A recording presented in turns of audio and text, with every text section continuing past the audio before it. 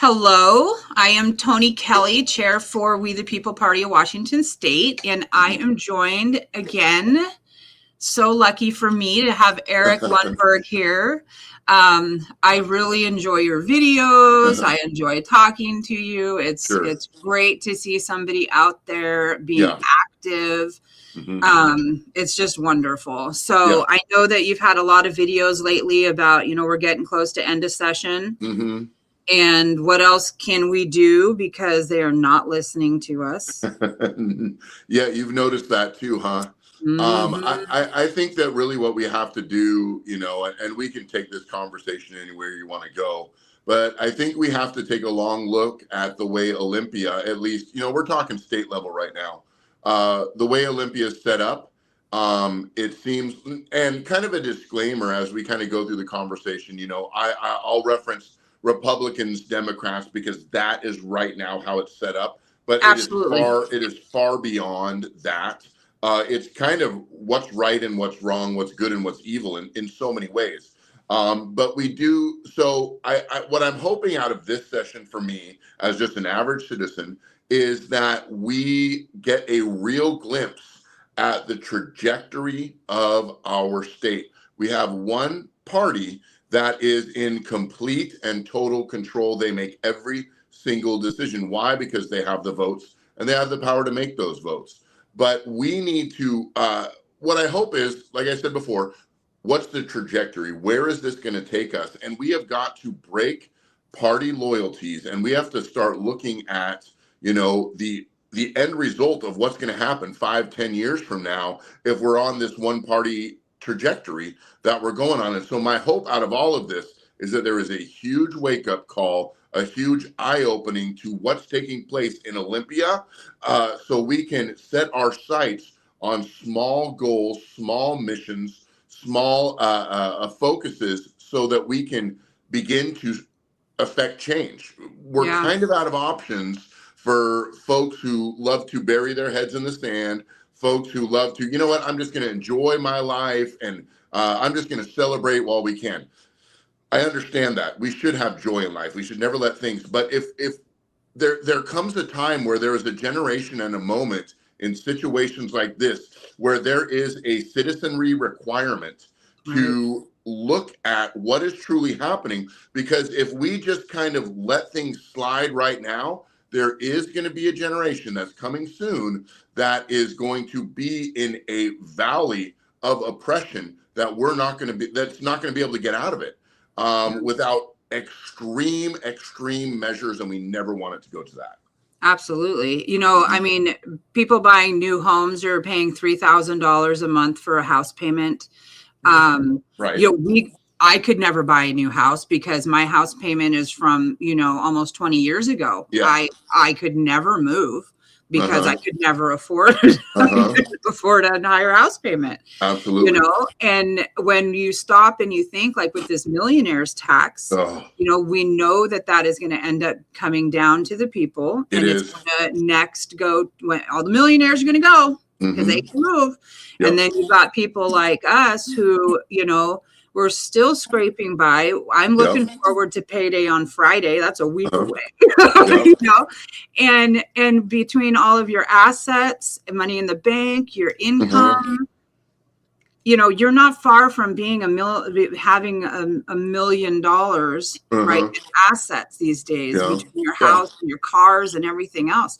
And so if people don't really wake up, it's not going to bode well for the state. And I don't want to leave, but we're not going to be able to afford to stay. No, and then I look at my own children. I have 8 children. What future is there going to be in for them here? And if I want to have any kind of close, like, geographical relationship with my kids and future grandkids, what are we going to have available? What keeps them here? It's not the high taxes. That's not attractive. It's not the fiscal responsibility that they have shoved on them to fund all these programs and fund committees and task forces and the you name it. It's not going to be that attracts them. What attracts them to stay? Right now, there is nothing. And if my son, who's 19 years old, or is 20 years old, he's getting ready to be journey out as a plumber, which is a great trade, probably one of the best. So my son does actually. Yeah. Yeah. He's looking at, he's looking at the future, and he can't look here. I mean, he's got a great job, and he can't buy a house. Yeah. He makes plenty of money in another state. He could buy a mansion, but here in Washington, he's stuck renting an apartment, so we got to do something. Yeah. My dad lives in Tennessee, and I about fell over when he told me how much his house was worth, because mine is worth more than his, and his house is beautiful. Yeah. And he's got an immaculate yard, and just, it's absolutely gorgeous. And his house is worth a fraction of what mine is, because the state is so insane. And then, they're just going to keep raising your property prices, right? Your value, so that we do reach that millionaire. Sure. Yeah. So what do you think? I was looking into some stuff and like referendums. Like, what do you think about stuff like that? About like, the only way I see to beat this millionaire's tax is to have a referendum and get that on the ballot. And that requires about 100 and I think it was 40 or 50,000 signatures if we were to do that. Does that sound like something, I mean, like, as far as there's no emergency clause in this millionaire's tax, right? Well, from what I understand, and I will stand corrected, so maybe if I'm wrong, but there is an emergency clause. See, that's what I thought. And so what that does, to the best of my ability, is it takes away the referendum option. So that if we, as the people, want to repeal it, which we should be able to on any bill, on any law, we should be able to have a referendum and then go through the legal process to do that. But if they take that away from us, then they're in complete control. They're in the driver's seat, and they have been questioned and debated on the House floor to put amendments in this to make sure that this millionaire's tax, quote unquote, will not trickle down to the average middle class citizen. And every single one of those amendments has been denied. So that tells me right there that there is a long-term plan for this to come down to everybody. And what they're saying is, we need this millionaire's tax to fund education. We need this millionaire's tax to fund social services. We need this millionaire's tax. So it's needed to fund services for people who don't work or didn't earn the money. Now, I'm all in favor of us as a state being generous and helping people out in time of need. But what we don't want to do is, number one, we don't want to create generations of welfare recipients. We want to lift people up out of poverty. And I think it's great. If you fall on a hard time, that we as a state are generous and we can help you out, that's phenomenal. No one's arguing that. But generosity comes with responsibility, not entitlement. We don't want to create entitled generations, an entitled group of people that relies on everything coming down from the state. It creates a nanny state. It creates socialism, which will lead to communism, which we know throughout history is no good. So this millionaire's tax is very, very deceptive. And then you can go and navigate to the other taxes that are taking place. There's, property tax debates, and, there's tax allotments. Where are our taxes going? I testified against a bill the other day. I can't remember the name it was. I think it was 6162. All the things that they're taxing here in Washington State, they're taxing a lot of things, but they're taxing recreational activities. They're taxing golf.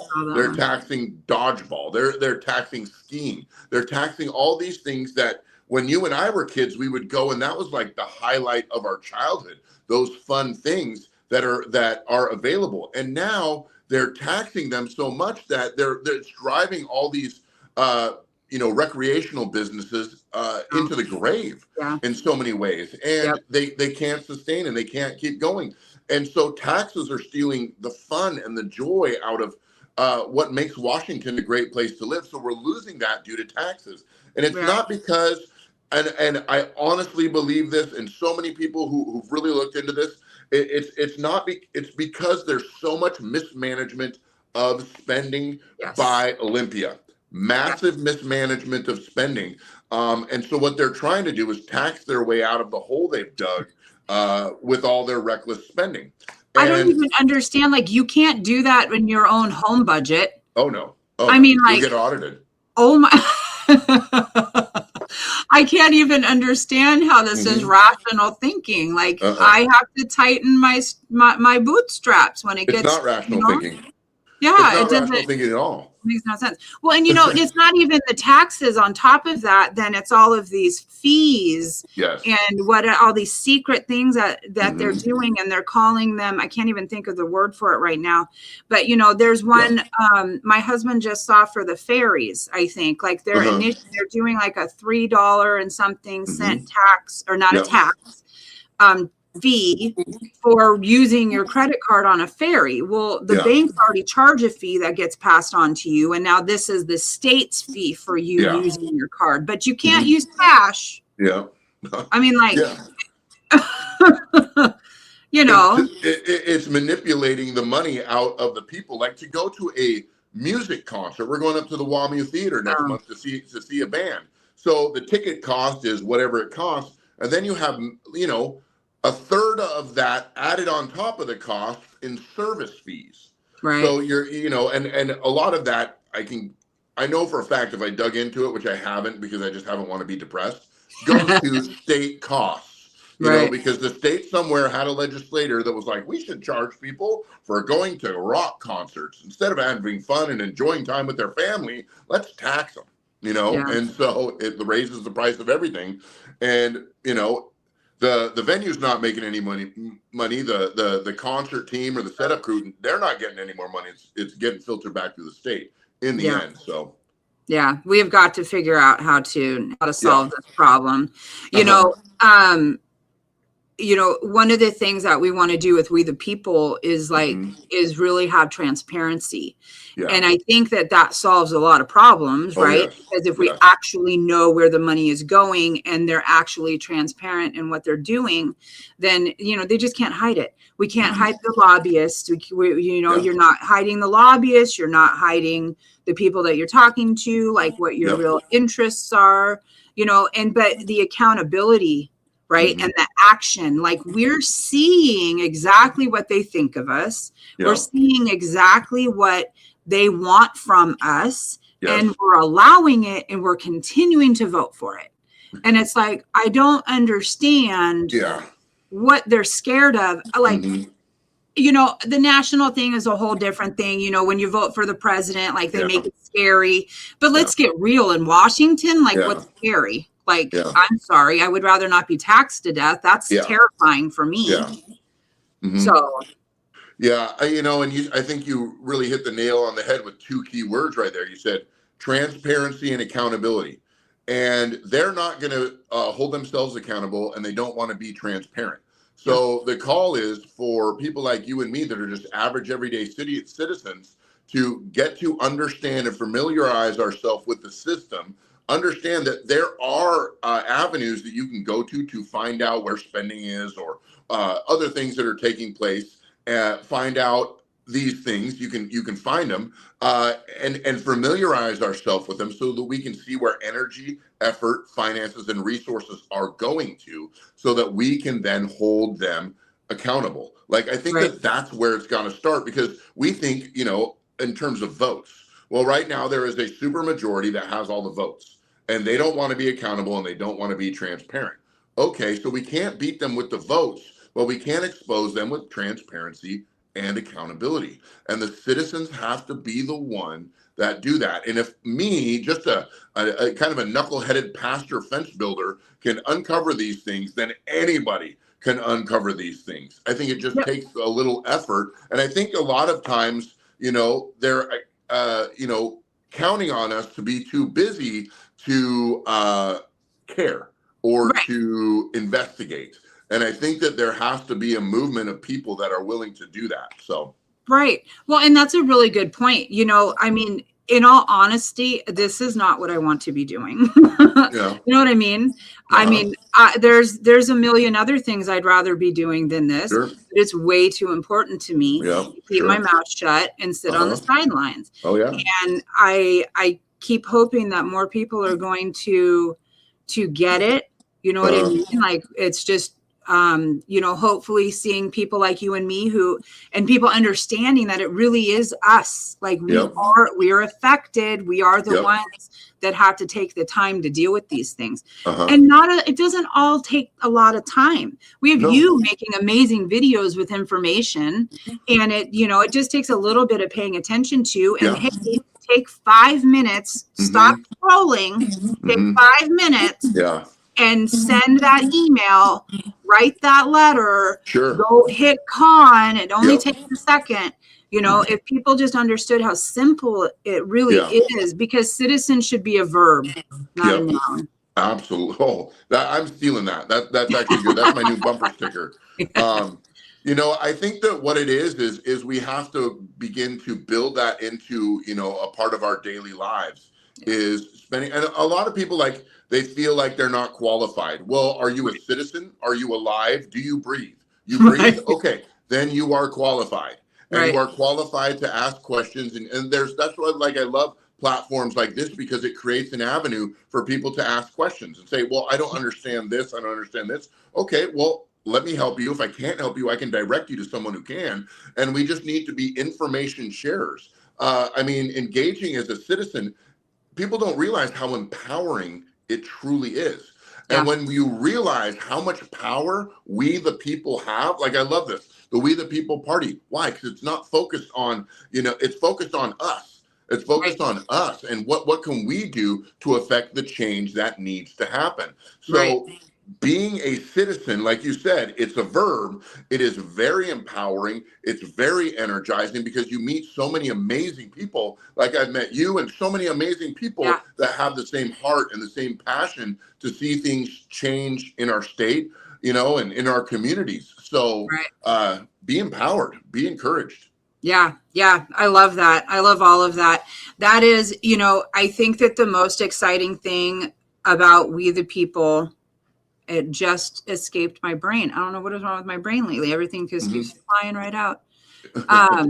Totally forgot what I was just about to say. It was really good. You'll remember it 3:45 this morning. You're like, oh, that was the most perfect point I was going to make. That's how it goes. No.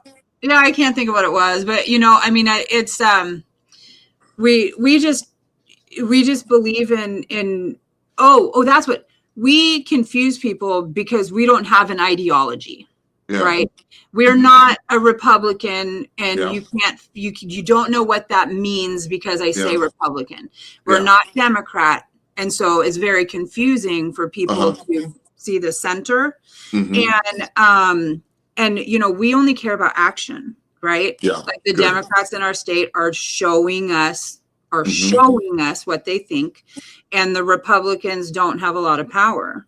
And all we care about is what is happening and what can we do, and how do we solve a problem, and how can we do that across party lines, because nothing's getting fixed. And I would gladly support a rational Democrat who was going to go in and who was going to say, I'm going to stand up to this, and I don't believe in that either. I don't have a problem with the Democrat, and I don't have a problem with the Republican. I have a problem with the fact that they're not doing what needs to be done. Yeah, for sure.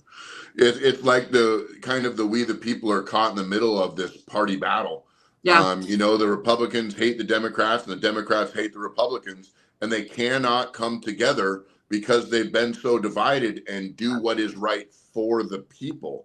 And we're the ones that are suffering, and we blame it on the supermajority, but really there's something there that needs to heal. There's a bridge there that needs to mend. I'm not sure how to do that, because we're kind of stuck in that two-party system. You have to fall on one side or the other, to kind of get any attention. So, that's kind of the head scratcher, but We the People are the ones who are paying the price. So we need definite healing, or a just collapse of the entire system and a rebuild.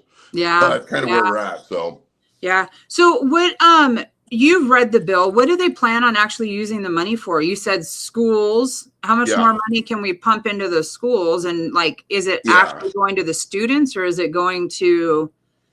Well, I don't have the bill in front of me. It's 74. I didn't know if you know off the top of your head. 76 pages. So there's going to be schools. There's going to be reallotment to social programs. It could be put into, I mean, all the different things, all Oh, the different crises. this Okay, is going because to be like save the homeless. The millionaires yes, have the money, and so they yeah, should be paying for all of it. and a lot of it, and which is kind of a ridiculous thought, because it's not that you're bringing in, it's the fact that you have a total worth of $1 million. Right. I mean, the farmers are going to be taxed, their tractor or whatever is going to be, considered into all that when they do their taxes. So Yeah. it's really a very fluid bill that I is just going to have a lot of problems going forward, and people are going to be doing a lot of, dancing with their taxes to try and stay exempt from these things, and it's going to backfire. And they've spent the money already. Right. They've spent the money that they are projecting to receive from this. So when you spend the money first, it creates it's not wise to do. So you're automatically in debt. Yeah. I don't know how much longer we can be living on this credit card. Yeah. This thing's going to be maxed out anytime. I mean, what else can they tax us on? I don't know. So yeah, that's crazy. Hey, I wanted to ask you too, if you don't mind. I don't remember the bill, I did get to watch your whole video, so it's kind of selfishly asking.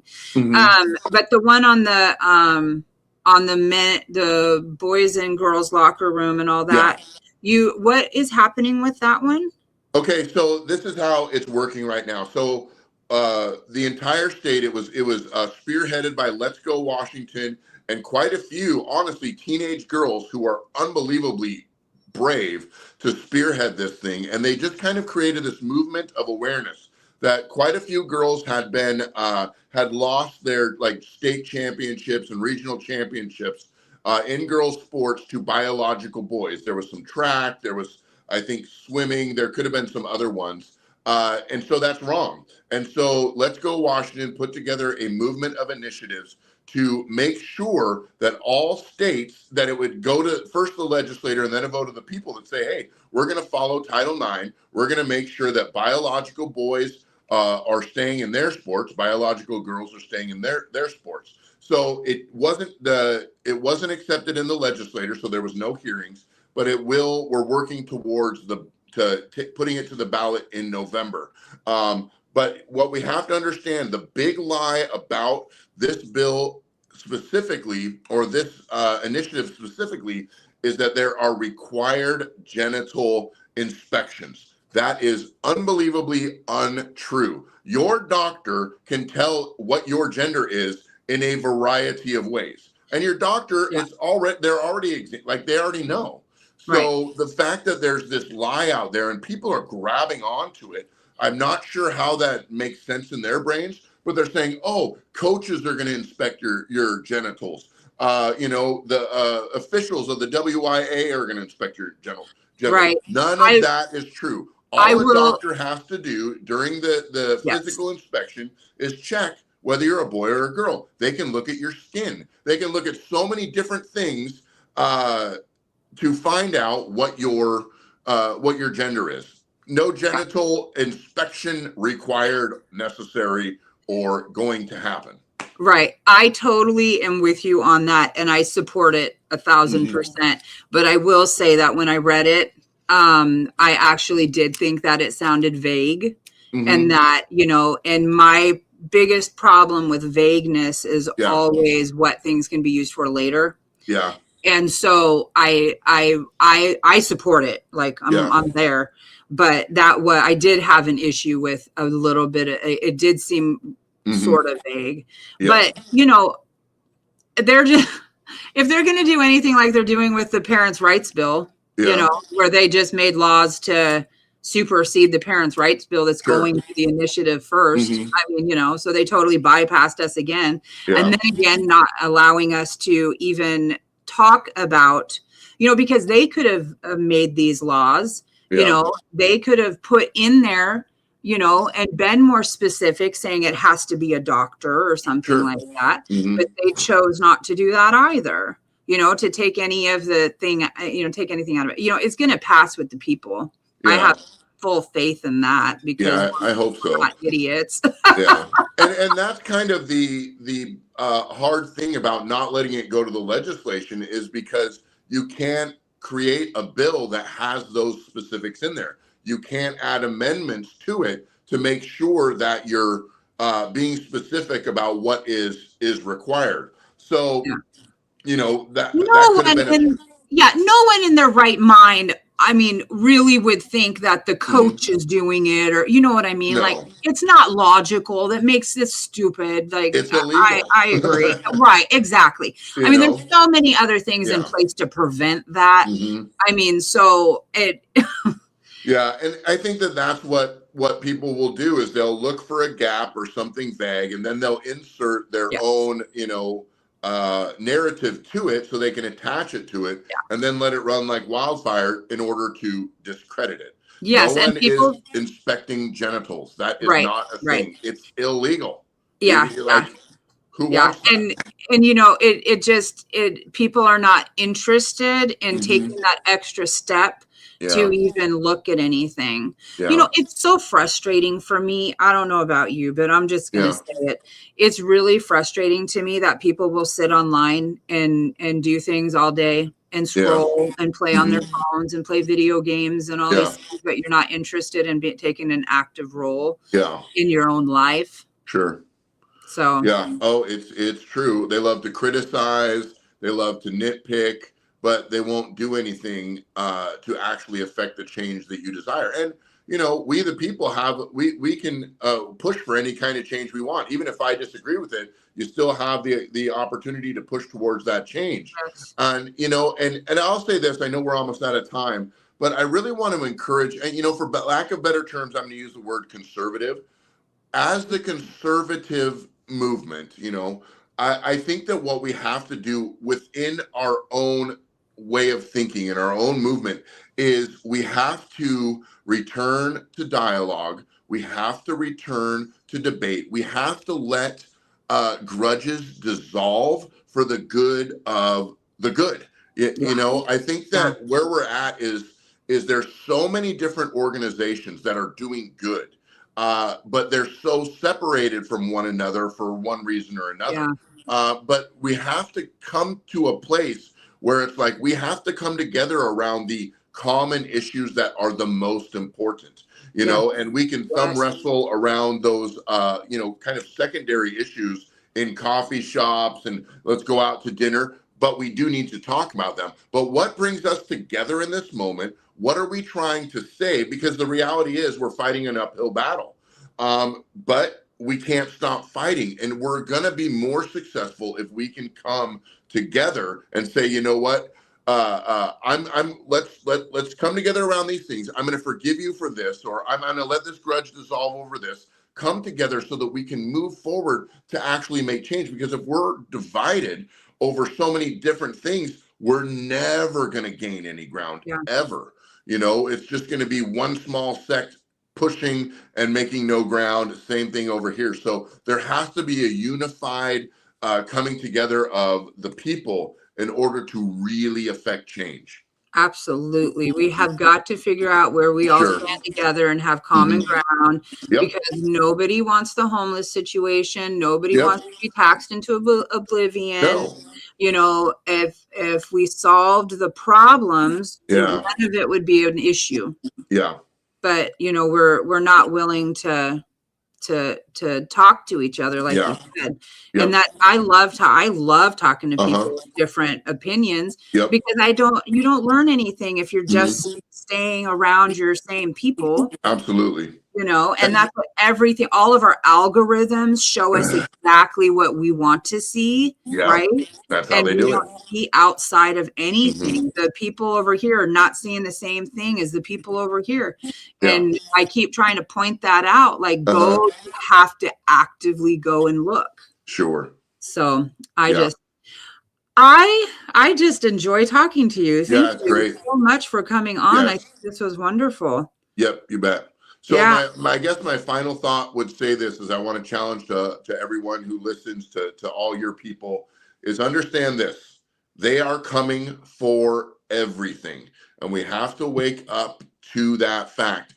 Find out what is important to you. Rise where you stand, because you are needed in this hour in Washington State. Your voice matters more than you'll ever know. I'm just going to leave that there. I think that's perfectly said. Mm-hmm. All right. I hope everybody has a great night. Thank you, Yeah. Eric.